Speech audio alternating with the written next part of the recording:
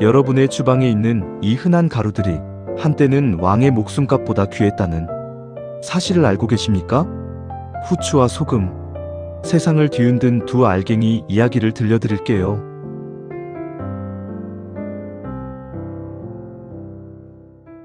제1장 후추. 지금 이 순간 여러분 주방 어딘가에 후추통 하나쯤 있을 겁니다. 마트에서 몇천 원이면 살 수 있는 너무도 평범한 그 검은 가루. 그런데 이 작은 알갱이 하나 때문에 수십만 명이 목숨을 잃었다고 하면 믿으시겠습니까? 후추 한 알의 가격이 진주 한 알과 같았던 시대가 있었습니다. 황금과 같은 무게로 거래되고 세금 대신 납부되고 결혼 지참금으로 자루째 보내지던 시대. 이 이야기는 단순한 향신료 얘기가 아닙니다. 인간의 욕망이 어떻게 세계 지도를 완전히 다시 그렸는지 그 피비린내 나는 진짜 이야기입니다. 아메리카 대륙의 발견도, 뉴욕이라는 도시의 탄생도, 현대 주식회사의 출현도 모두 이 검은 알갱이에서 시작됐습니다. 지금부터 그 이야기를 시작합니다. 기원전 4세기 페르시아를 거쳐 지중해로 전해진 후추는 처음에는 의약품으로 쓰였습니다. 고대 그리스인들은 후추를 치료제로 여겼고 로마인들이 이것을 식탁 위에 올려놓으면서 향신료로서의 역사가 본격적으로 시작됩니다. 그런데 여기 충격적인 사실이 하나 있습니다. 기원전 1224년에 사망한 이집트 파라오 람세스 2세. 그의 미라를 발굴했을 때 코 속에서 후추 열매가 발견됐습니다. 영생과 부활을 기원하며 코 속에 후추를 넣어 방부 처리를 한 것이죠. 인도가 원산지인 후추가 이집트 파라오의 코 속에 있었다는 사실은 이미 그 시대에 인도와 이집트 사이에 활발한 교역이 있었음을 말해줍니다. 후추는 그렇게 고대 문명의 교차로에서 조용히 역사를 만들어가고 있었습니다. 이제 중세 유럽으로 시대를 옮겨봅니다. 당시 유럽은 솔직히 말하면 끔찍한 곳이었어요. 냉장고가 없는 시대, 도시 시장에서는 고기가 금방 상했고 썩어가는 음식 냄새가 골목을 가득 채웠습니다. 귀족들조차 소금에 절인 고기, 냄새나는 가축 요리를 먹을 수밖에 없었죠. 그런데 이 황량한 식탁에 마법 같은 물건이 등장합니다. 바로 인도에서 건너온 후추였습니다. 후추를 뿌리는 순간 고기의 누린내가 사라졌습니다. 부패를 늦추는 방부 효과까지 있었죠. 그 향긋하고 자극적인 맛은 유럽인들을 완전히 사로잡았습니다. 당시 커피도 없고 차도 없고 설탕도 없던 시대였기에 후추의 맛은 매력을 넘어 마력에 가까웠습니다. 수요가 폭발했습니다. 그런데 문제가 있었습니다. 후추는 인도 남서부 말라바르 해안, 지구 반바퀴를 돌아야 닿는 머나먼 땅에서만 났습니다. 공급은 한정되고 수요는 넘쳐 흘렀습니다. 가격은 하늘을 뚫었어요. 후추 한 알의 가격이 진주 한 알과 비슷해졌고 금과 같은 무게로 교환되는 시대가 열렸습니다. 귀족들은 후추를 음식에 아낌없이 쏟아부으며 불을 과시했어요.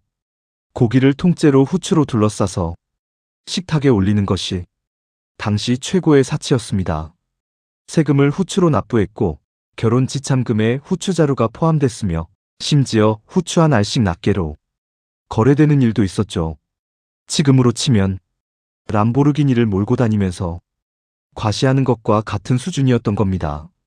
그런데 이 귀한 후추를 누가 유통하고 있었을까요? 아랍 상인들이 인도에서 후추를 사서 중동까지 가져오면 이탈리아 베네치아 상인들이 그것을 다시 유럽 전역에 팔았습니다. 이 과정에서 가격이 3000%까지 뛰었습니다. 편의점에서 1500원짜리 물을 사는데 원래 가격이 50원인 것과 같은 얘기입니다. 아니, 그것보다 더 심했습니다. 베네치아는 이 엄청난 마진으로 전설적인 불을 쌓았습니다. 지금도 남아있는 베네치아의 화려한 운하와 대리석 궁전들, 그 뒤에는 후추 장사로 번 돈이 있었습니다. 르네상스 시대의 예술과 과학의 발전도 사실 후추 무역이 쌓은 부에서 흘러나온 겁니다. 나머지 유럽 국가들은 속이 터졌습니다. 포르투갈, 스페인, 영국, 프랑스 모두 같은 생각을 했습니다.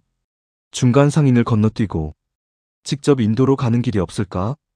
이 단순한 질문 하나가 세계 역사를 통째로 바꿔버린 거죠. 가장 먼저 움직인 나라는 의외의 곳이었습니다. 유럽의 서쪽 끝, 대서양을 바라보는 작은 나라 포르투갈이었습니다. 지중해 무역에서는 베네치아에게 절대 이길 수 없었으니 다른 길을 찾아야 했습니다. 포르투갈의 에니크 왕자, 별명이 항해 왕자인 이 사람이 1420년대부터 항해 학교를 세우고 탐험가들을 후원하면서 아프리카 서해안을 따라 남쪽으로 내려가는 항로를 개척하기 시작합니다. 목표는 하나였습니다. 아프리카를 돌아서 인도로 가는 바닷길을 찾는 것. 그런데 당시 사람들에게 대서양은 공포 그 자체였어요.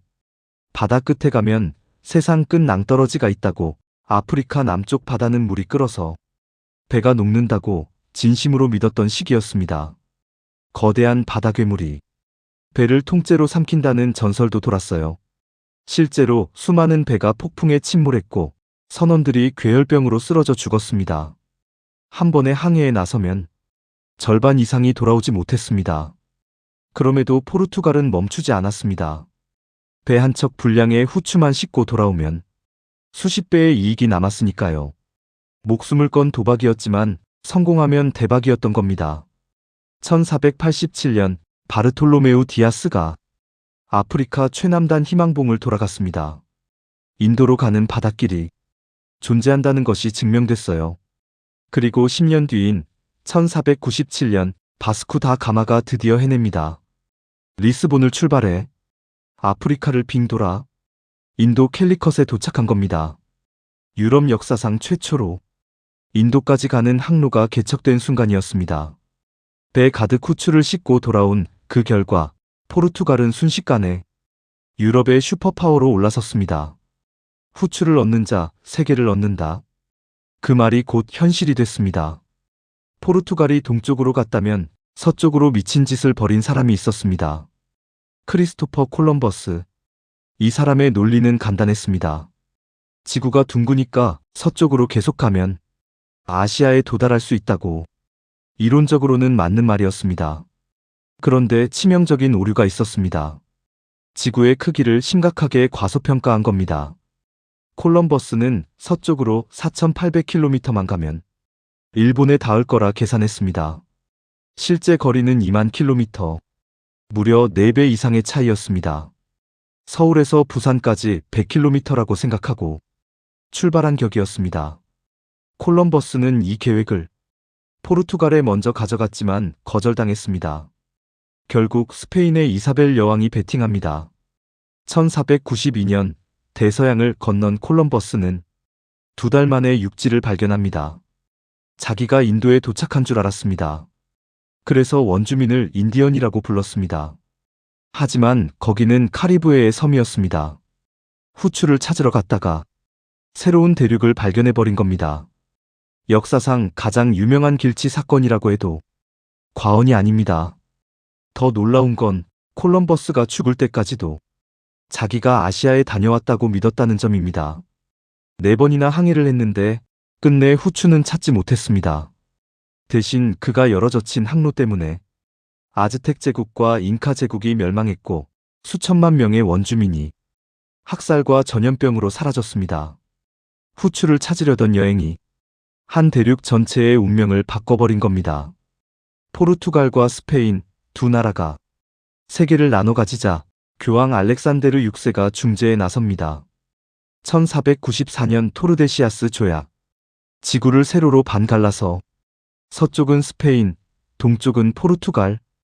교황이 선 하나 그어 지구를 두 나라에 나눠줬습니다. 그 땅에 살고 있던 수억 명의 의견은 당연히 아무도 묻지 않았습니다. 포르투갈은 조약의 힘을 등에 업고 인도 고아를 점령했고 말라카 해협을 장악했으며 말루쿠 제도까지 손을 뻗었습니다. 하지만 이 과정은 결코 평화롭지 않았습니다. 대포를 쏘고 도시를 불태우고 저항하는 상인들의 손을 잘랐습니다. 원래 인도양에는 오래된 교역 질서가 있었습니다. 아랍 상인들, 인도 상인들, 말레이 상인들이 수백 년 동안 평화롭게 거래해온 세계였어요. 하지만 포르투갈의 대포는 그 질서를 산산이 부쉈습니다. 후추한 알갱이의 욕망이 총포 연기와 뒤섞이기 시작했습니다. 그러나 포르투갈의 독주는 오래가지 않았습니다. 경상도만한 작은 나라 네덜란드가 등장합니다. 1602년 네덜란드의 동인도 회사가 설립됩니다. 이 회사는 그냥 회사가 아니었어요. 주식을 발행하고 자체 군대와 함대를 보유했으며 전쟁 선포 권한까지 있었습니다. 이름만 회사였지 사실상 국가였습니다. 그리고 이 회사는 역사상 가장 부유한 기업이 됩니다. 최대 전성기 시절 자산 가치가 현재 화폐로 약 7조 8천억 달러, 지금 세계에서 가장 비싼 기업들의 2배가 넘는 규모입니다. 오늘날 애플, 마이크로소프트, 사우디아람코, 이 회사들을 다 합쳐도 당시 네덜란드 동인도 회사의 규모에는 미치지 못한다는 얘기입니다.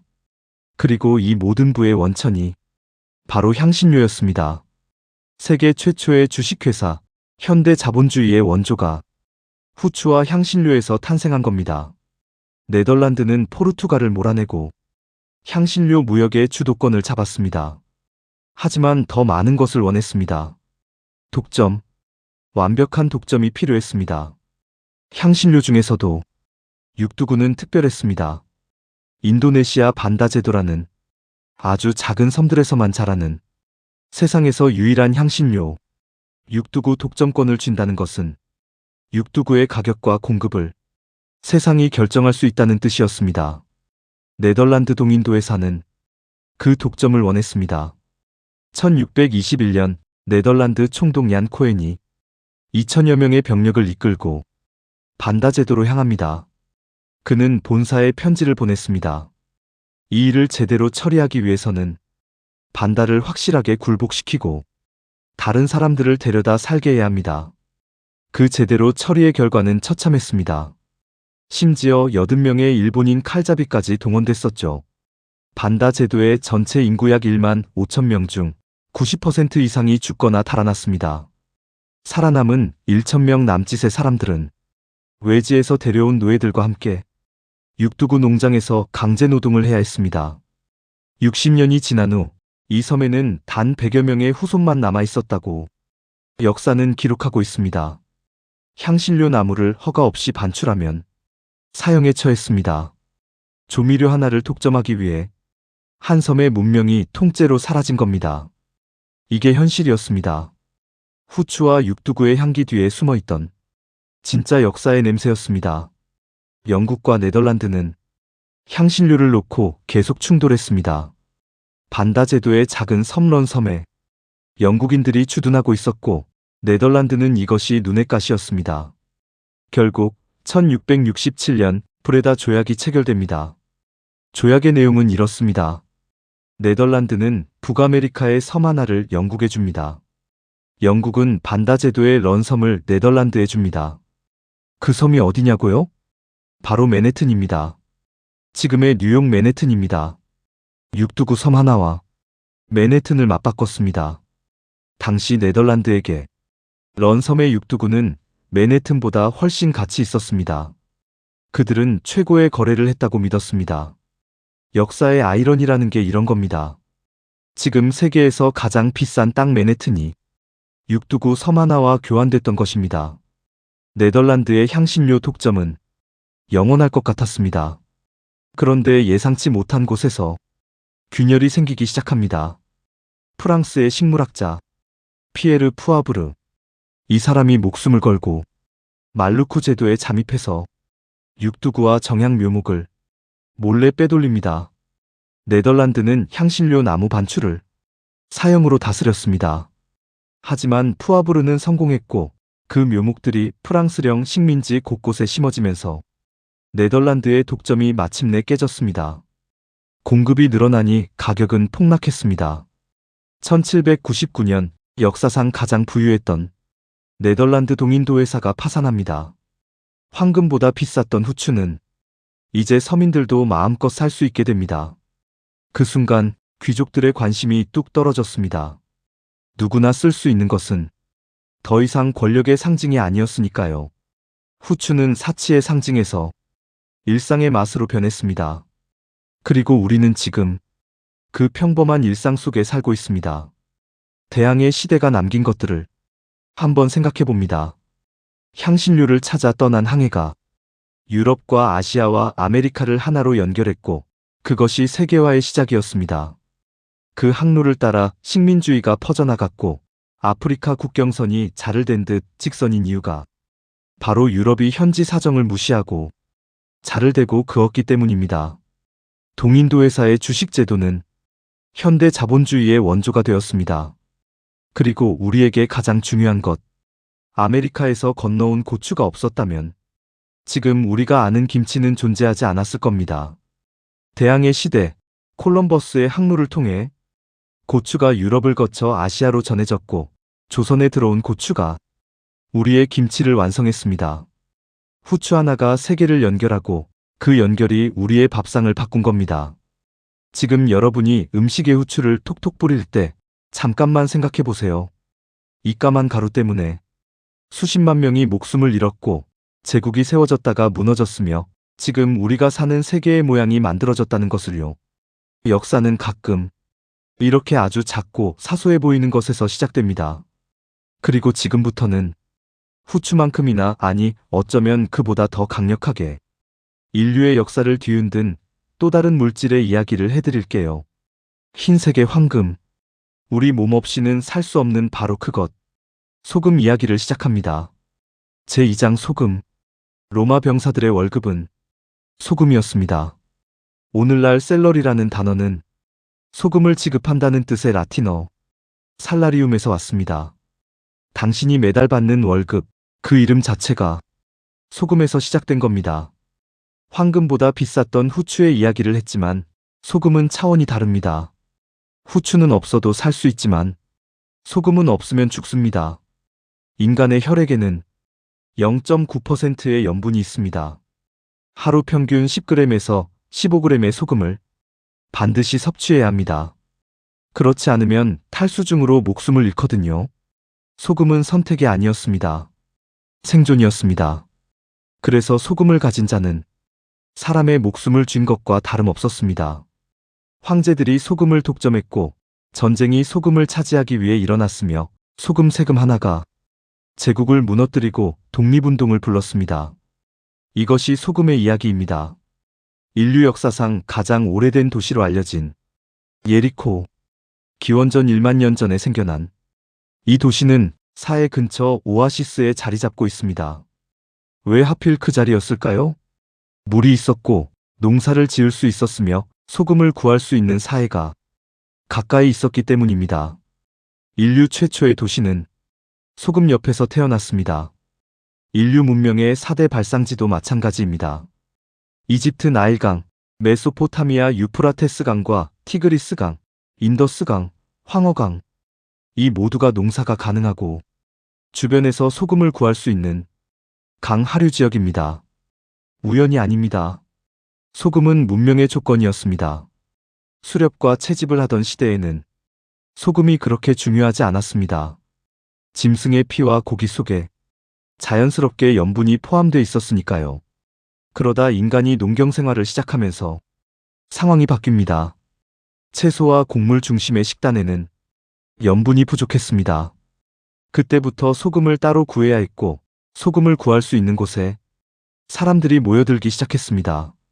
소금이 있는 곳에 시장이 서고 시장이 있는 곳에 도시가 생기고 도시가 있는 곳에 문명이 꽃을 피웠습니다. 소금이 모든 문명의 씨앗이었던 겁니다. 고대 이집트인들은 소금으로 역사를 만들었습니다. 이집트의 화학 명칭 나트론, 즉 나일강에서 얻은 천연 소금, 나트륨이라는 원소 이름이 바로 이 나트론에서 유래됐습니다. 이집트인들은 죽음 후에도 영혼이 육체로 돌아올 수 있다고 믿었습니다. 그래서 시신을 땅에 묻지 않고 미라로 만들었죠. 그 과정에서 가장 중요한 재료가 바로 소금이었습니다. 시신을 일주일간 소금물에 담가 부패를 막고 내장을 꺼내 소금으로 처리한 뒤 붕대로 꼼꼼히 감쌌습니다. 이 미라 제작 과정 덕분에 이집트인들은 인체의 내장 구조를 이해할 수 있었고 기원전 2500년경에는 뇌수술까지 가능할 정도로 의학 기술을 발전시켰습니다. 소금이 의학을 낳은 겁니다. 그리고 앞서 후추 이야기에서 말씀드린 파라오 람세스 2세의 미라, 코 속에서 발견된 후추, 바로 그 미라를 만들 때 쓴 것이 소금이었습니다. 후추와 소금, 이 두 물질이 고대 이집트의 영혼을 꿈꾸는 의식에서 함께 쓰이고 있었던 겁니다. 역사의 아이러니는 이렇게 촘촘히 연결돼 있습니다. 기원전 640년경 로마인들은 유럽 최초로 인공 해안 염전을 만드는 데 성공합니다. 대량의 소금을 생산할 수 있게 되자 로마는 소금 유통의 중심지로 급부상했습니다. 주변 나라들이 소금을 사러 로마로 몰려들었고 소금을 나르기 위한 도로가 닫혔습니다. 모든 길은 로마로 통한다는 말, 그 말도 따지고 보면 소금길에서 비롯됐다는 역사학자들의 분석이 있습니다. 소금을 나르기 위해 로마로 통하는 길이 닫히고 그 길이 로마 군사의 교통로가 되어 제국 부흥의 기반이 됐습니다. 로마 인구가 200만 명을 넘어섰을 때 소금길로 운송된 소금의 유통량만 연간 1만 톤이 넘었다고 합니다. 그리고 로마의 군인과 관리들, 그들의 월급을 무엇으로 줬을까요? 소금이었습니다. 이것을 살라리움이라고 불렀습니다. 소금을 뜻하는 라틴어 살에서 온 말입니다. 오늘날 영어 셀러리, 즉 월급, 여러분이 매달 받는 그 월급이 소금에서 온 단어인 겁니다. 고대 그리스인들은 소금으로 노예를 샀습니다. 소금값도 못하는 인간이라는 표현이 여기서 유래됐습니다. 소금은 화폐였고 소금은 권력이었으며 소금은 인간의 가치를 재는 척도였습니다. 그렇게 로마는 소금으로 일어섰습니다. 그런데 1세기경 해수면이 높아지면서 로마는 주요 염전을 잃게 됩니다. 소금을 다른 곳에서 수입해야 했고 이부의 원천을 잃은 로마의 경제력은 급격히 쇠퇴하기 시작합니다. 소금으로 세워진 제국이 소금을 잃으면서 기울기 시작한 겁니다. 소금 때문에 전쟁이 일어난 건 로마 시대의 일만이 아닙니다. 중세 유럽, 제노바와 베네치아, 이 두 도시 국가는 소금 교역을 놓고 1250년부터 무려 120년 동안 4차례에 걸쳐 소금 전쟁을 치렀습니다. 결국 1380년 베네치아가 승리했습니다. 이후 100년간 베네치아는 중세 유럽 최강국 중 하나로 군림했습니다. 그 화려한 베네치아의 운하와 궁전 뒤에는 소금 전쟁의 승리가 있었습니다. 17세기 독일과 오스트리아 사이에서도 소금 전쟁이 벌어졌습니다. 잘츠부르크, 독일어로 소금의 성. 이 도시의 이름 자체가 소금에서 온 겁니다. 잘츠부르크의 대주교가 소금 판매 가격을 낮추어 시장을 독점하려 하자 바이에른이 보복전쟁을 선포했습니다. 2만 명의 병사가 쳐들어왔고 대주교는 싸워보지도 못하고 생포되어 평생 성에 감금됐습니다. 우리 삼국시대에도 소금 분쟁이 있었습니다. 680년 신라와 당나라 사이에 서해 염전의 관할권을 두고 분쟁이 벌어졌다는 기록이 있습니다. 소금은 동서고금을 막론하고 전쟁의 씨앗이었습니다. 그리고 역사에 가장 극적으로 기록된 소금 전쟁은 의외의 형태로 일어납니다. 1930년 3월 12일 인도의 한 노인이 78명의 동료와 함께 걷기 시작했습니다. 마하트마 간디. 그가 선택한 싸움의 도구는 총도 칼도 아니었습니다. 소금이었습니다. 영국은 1882년부터 인도의 소금 생산을 완전히 독점했습니다. 인도에서 채취한 소금을 영국으로 가져가 가공한 뒤 엄청난 세금을 매겨 인도인들에게 되팔았습니다. 소금령에 의하면 인도인은 소금을 직접 만들어 쓸 수 없었고 천일염에 손을 대는 것만으로도 체포될 수 있었습니다. 생존에 꼭 필요한 소금을 자신의 땅에서 만들 수 없다는 것이었죠. 간디는 이것이 식민 지배의 부당함을 온 세상에 가장 명확하게 보여줄 수 있는 상징이라고 생각했습니다. 78명으로 시작된 행진, 사바르마티 아쉬람에서 출발해 구자라트 해안 단디까지 385km를 걸었습니다. 모두 흰 카디를 입고 걸었기에 이 행진은 흐르는 흰강이라 불렸습니다. 마을을 지날 때마다 사람들이 대열에 합류했고 행진이 끝날 무렵 그 대열은 무려 6만 명으로 불어났습니다. 1930년 4월 6일 아침, 간디는 기도를 마치고 해안의 소금 진흙을 손에 쥐었습니다. 그리고 조용히 들어올렸습니다. 영국의 소금법을 어긴 겁니다. 이 장면은 전 세계 언론이 보도했고 인도 독립운동은 세계의 이목을 받게 됩니다. 간디는 즉시 체포됐지만 이미 불꽃은 번졌습니다. 전국에서 인도인들이 직접 소금을 만들기 시작했고 영국 당국은 6만 명이 넘는 사람들을 감옥에 가뒀습니다. 하지만 막을 수 없었습니다. 1931년 소금법은 폐지됐습니다.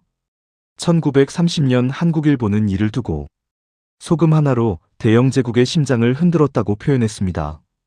소금이 제국주의를 무너뜨리는 혁명의 무기가 됐던 겁니다.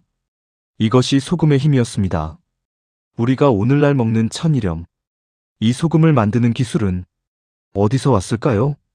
6세기의 작은 어촌이었던 베네치아, 훈족의 침략을 피해 갯벌 위의 섬으로 도망쳐온 사람들이 세운 도시. 베네치아에는 처음에는 숭어와 장어, 소금밖에 없었습니다. 하지만 7세기 이후 해수면이 내려가면서 소금 생산에 좋은 조건이 갖춰집니다. 7세기에서 9세기 사이 베네치아인들이 지금과 똑같은 천일염 제조 기술을 발명합니다. 여러 개의 염전을 만들고 펌프와 수문을 이용해 바닷물의 염도가 점점 높아지면 다음 단계의 염전으로 보내는 방식. 당시로서는 획기적인 기술이었습니다. 이 기술 덕분에 베네치아는 고품질 소금을 대량으로 생산하고 그 소금으로 동방의 귀한 물건들을 교환하며 부를 쌓았습니다. 그렇게 쌓인 부가 베네치아의 르네상스를 만들었고 다빈치와 미켈란젤로가 활동할 수 있는 물적 토대가 됐습니다. 천일염 기술이 예술을 만든 겁니다. 그런데 우리나라 천일염 기술은 언제 들어왔을까요? 불과 100년 전입니다. 1907년 일제가 인천 주안에 처음으로 천일염 시험장을 설치하면서 우리나라에 천일염 기술이 들어왔습니다. 그 이전까지 조선은 바닷물을 솥에서 끓여 소금을 만드는 자연 방식을 썼습니다. 솥에서 불을 떼려면 나무가 필요했고 염전 주인들은 산을 민둥산으로 만들었습니다. 우리나라가 세계 5대 갯벌을 가지고 있으면서도 천일염 기술을 이렇게 늦게 받아들였다는 것이 역사의 아이러니 중 하나입니다. 중세 유럽에서 소금새는 권력자들의 가장 확실한 수입원이었습니다. 프랑스 왕실은 가벨쥐의 이비이에렐이라 불리는 소금새를 매겼습니다. 이 세금이 얼마나 가혹했느냐? 14세기 초 프랑스 왕실은 소금 전매를 통해 수익의 상당 부분을 왕실 소유로 했습니다. 가난한 농민들도 의무적으로 정해진 양의 소금을 사야만 했습니다. 살 돈이 없어도 사야 했습니다. 소금새는 프랑스 사회의 가장 뜨거운 불만 중 하나였죠. 1789년 프랑스 대혁명, 바스티유 감옥을 습격하기 전 민중의 분노에는 이 가혹한 소금새에 대한 원한이 켜켜이 쌓여 있었습니다. 소금이 프랑스 혁명의 불씨 중 하나였던 겁니다. 미국 독립전쟁에서도 소금은 등장합니다. 미국 독립전쟁 때 영국은 총 대신 소금으로 싸웠습니다. 식민지 미국에 소금이 들어오지 못하도록 바닷길을 봉쇄한 거죠. 그리고 수십 년 뒤 남북전쟁. 이번엔 북군의 대포가 남부의 소금 공장을 겨냥했습니다. 남부는 소금 제조업자를 징집에서 빼줄 만큼 소금이 절박했습니다. 결국 소금이 바닥나면서 남부연합이 무너졌습니다. 두 전쟁 모두 승패를 가른 건 소금이었습니다. 아프리카에서는 소금이 황금과 같은 가치를 지녔습니다. 말리의 타우덴이 광산에서 채굴된 아면파는 사하라 사막을 넘어 팀북투를 거쳐 700km에 걸친 3주간의 대장정을 통해 남쪽으로 운반됐습니다. 이 길에는 늘 죽음의 위험이 도사렸습니다.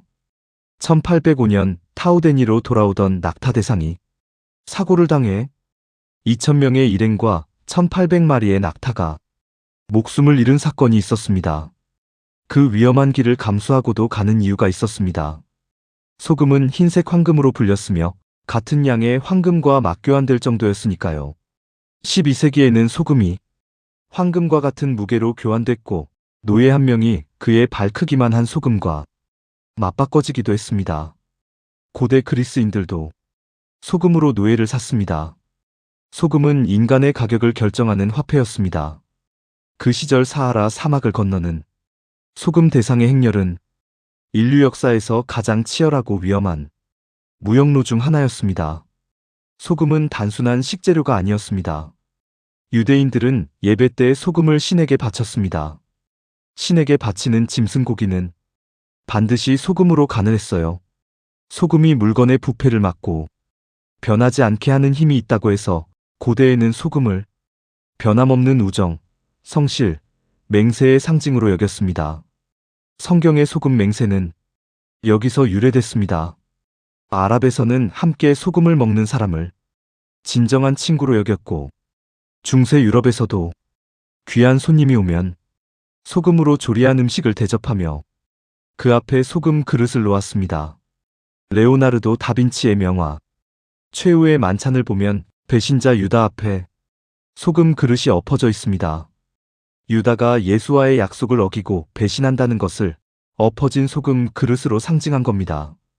소금은 신성함이었고 소금은 배신이었으며 소금은 신뢰의 최후 보루였습니다. 우리나라에서도 소금은 신비로운 존재였습니다.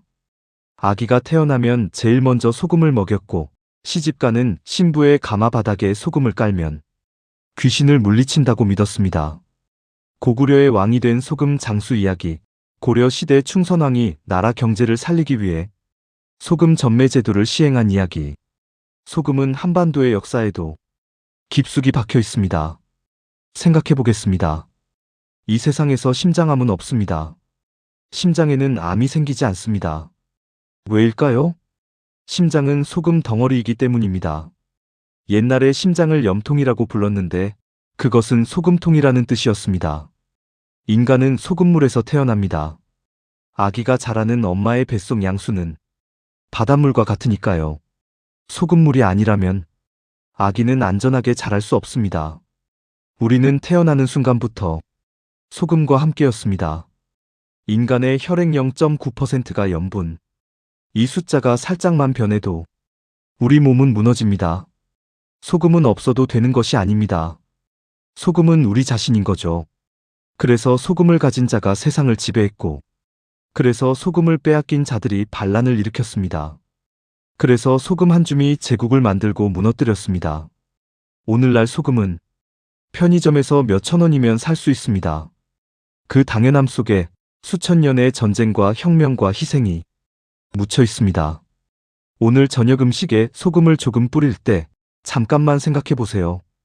이 흰 가루를 위해 노예가 팔렸고 전쟁이 일어났으며 간디가 사막을 걸었고 베네치아가 세워졌다는 것을, 그리고 지금 이 순간에도 당신이 사는 이 세계는 소금과 함께 돌아가고 있다는 것을요. 역사는 화려한 왕들의 이야기만이 아닙니다. 때로는 주방에 있는 아주 작고 평범한 것들이 세상을 바꿔왔습니다. 후추 한 알갱이가 세계를 항해하게 만들었고 소금 한 줌이 인류의 문명을 일으켰습니다. 당신의 식탁 위에 세계사가 있습니다.